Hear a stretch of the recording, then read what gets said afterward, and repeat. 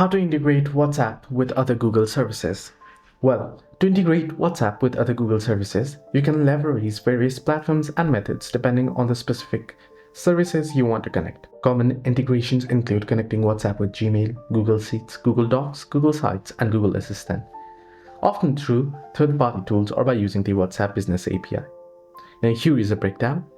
For WhatsApp and Gmail, you can use DragApp.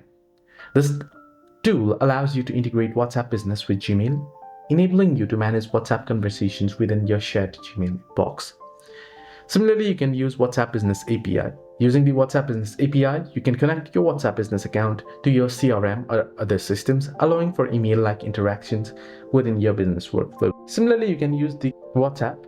You can add a WhatsApp chat widget to your Google Sites website using tools like Common Ninja, allowing visitors to easily contact you via WhatsApp. Hope this video was helpful. To like and subscribe.